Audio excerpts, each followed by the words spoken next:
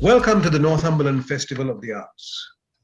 My name is Shane Joseph, and in this series we feature interviews and discussions with individual artists, leaders of arts groups and organizations, civic leaders, and arts lovers in our county. Today, we have the pleasure of interviewing the Chief Executive Officer of the Cobourg Public Library, Tammy Robinson. Welcome, Tammy. Hello, Shane. Thank you very much for having me today. It's a pleasure. So we had some questions for you, Tammy, and obviously it's all about art and hopefully books. What does art mean for you? For me, art really can be anything. For me, it can be a painting, music, a performance, and of course, being a librarian, I also have to say art is the written word or the spoken word as well. For instance, poetry. So art really can be anything. As long as it elicits some sort of emotion, then it's art. Good. That's an interesting way of putting it. Well, I myself, being a writer, I can relate to that. What is the role your organization, I know it's a library, but I'm sure it's more than just a place to borrow books. What is the role that your organization plays on the Northumberland art scene today? Right. You know, this is a really good question because I think a lot of people probably think library, what does that have to do with art? How does the library get involved with art? And really, it's both the visual and the performing arts, and they're both very powerful components of the library's collection and our services. So our library provides both physical and virtual spaces for our community to not only experience art, but also interact with artistic content. For instance, we offer programs, and in some of these programs, you can create your own art as well. We also have works of visual art and performing arts at our library. You can, for instance, rent meaning basically book the space without any cost. We have lobby showcases, and we often get groups who want to book our lobby showcases or display cases to put their art in, and that's never a problem. We also have hosted art exhibitions here and art shows here. We also have an art group that meets at the library. Pre-pandemic and hopefully post-pandemic, we'll see them come back. And we also have some permanent installations at our library. We do have artwork all around our walls in the library on both floors. And we also have a couple of really nice pieces of stained glass art here as well. So I also like to think that our library provides a sort of artistic literacy, let's call it, where we offer not only opportunities to our community to experience art, but we also offer the opportunity to get involved with arts of all kinds as well. So we do play a role. That's good to know. In fact, the next time I come, and it's been a while since I've been to the library with all these lockdowns, but the next time I come, I'm going to go and look for those pieces of art on the walls because, you know, I've always come and look at books, but I forget about the other pieces of art. I got to go and check those out. I think a lot of people do forget that we have them, and it's quite interesting just to wander around and see what's on our walls and in our windows as well. Okay, I'll do that the next time you open up. Now, going back in history to, you know, your organization's been around for a long time. What is your proudest achievement related to the arts with regard to the Cobourg Public Library? You know, I thought about this quite a bit, and I think that our proudest achievement is just the fact that we make our facility available for the arts, whether it's, like I said, a gallery show or a performance, or even having the afternoon movie group come in. It's our ability to be able to showcase members of our community and their skills and what they can do. And people can come to the library for free to experience art in all its different forms. And we make this space available to individuals and to community groups as well. And we provide the space on a very equitable level. So one isn't judged higher than the other or lower at all. The only thing for us though is we do have some limitations, and there's no way to get over those, and those would be in respect to perhaps space or technical components, because as we know, art is getting technical in some cases as well, and they like to have a little bit of bling with their art, a little bit of technology there. So I truly think it's our ability to be able to provide the space and that atmosphere for everyone to enjoy.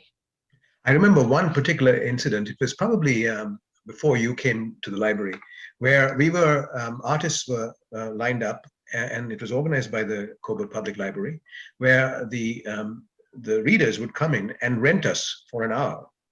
So it was like reading us as a book. Instead of borrowing a book, they borrowed us.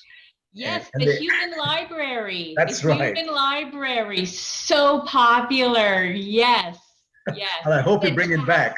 I hope you bring it back. We have been talking about it, bringing that back. So once people are more comfortable again, I think you will see something like this happening in 2022, because we were just talking about it last week. So yeah, no, it gave us a chance to get out of our rooms where we hide and write these things, to talk to the people who actually read our stuff. And so that was, I still remember that. Now let's go back to the Cobourg Public Library and art. What are your hopes for artists and arts in Northumberland? I really hope and I foresee that the arts can really help Northumberland's economy recover post-pandemic. They provide direct economic growth. I know some people don't see that. I mean, artists know they do, and art lovers know they do, but there are other members of the community who don't realize the money that is brought into the community due to the arts. There are so many festivals that we have here, and they bring in more than just admission fees, right? When people are here, consumers are purchasing items, and they're adding to tourism. They're spending money on gifts and dining here and other services, such as simple things like transit or staying at the hotel overnight. Once we can get those back up and running again, I think you will see Northumberland County flourish once again. Yeah, no, you're absolutely right. I mean, there is definitely a puller of people into the community. So talking about festivals, how can the Northumberland Festival of the Arts, which is going to be, they're planning it to run over 2 weekends and a whole week in between, how can they help both artists and the arts, you think? I really think they're doing that already. They just can't push the boundaries yet, because they already bring together artists and art lovers. As you mentioned, through the Festival of the Arts, even when it couldn't happen physically, you're offering information just like you are right now. You're interviewing artists and art lovers and members of the organization in the community, and you've got the YouTube channel that's going to be starting up. You're sharing information on social media. So I truly think you're already doing that. You just need to wait till the people can come in person more, and then you'll be able to fulfill the entire mandate that you have for art in the community. So you're doing a good job already. Thank you. That's nice to know. Sometimes we toil in the dark. How can NFOTA, and we call ourselves NFOTA, Northumberland Festival of the Arts, work with your organization to help you realize your goals? I really liked this question, because this gets an opportunities to do the shout out for libraries. We're not very good at tooting our own horn at what we can do, right? As you mentioned, we are more than just books. And I think it's really important to let the members of the community, the art community especially, know that we're here to support that community in whatever form that we can. As I mentioned, we love having performance artists here. We love when people come and they have little mini festivals or art sales here. We make a fantastic partner, and I think we're sometimes overlooked as a partner. And our facility especially, we do have not only the Rotary Room inside, but we have the outdoor grounds as well. I would love to see nothing more than a few performing artists come out on the west side or the south side of the building where the gardens are, and, you know, bring everybody in from the community to watch these performances, right? We don't need to have a big festival in order for people to perform. You can do that right at your local library, and the people will come. I guarantee it, they will come. So I think that's what's important, is to remember the libraries. We're here for you to get you out there in the community. Well, hold that thought, Tammy, because we just might take you up on those performance things. I would love it. That would be absolutely fantastic. It would be so great.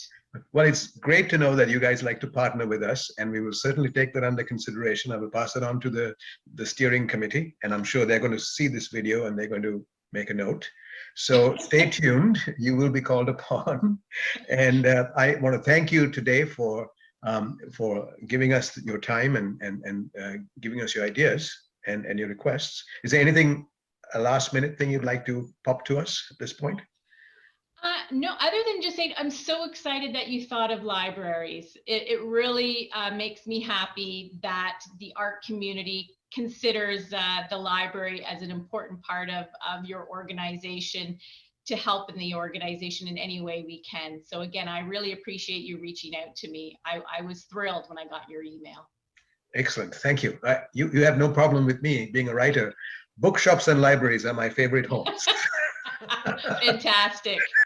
Well, thank you very much, Tammy. And thank you, viewers, for watching our show today. And we'll be hoping to bring you more of these interviews with influential people in our community who support the arts. Thank you very much, and goodbye.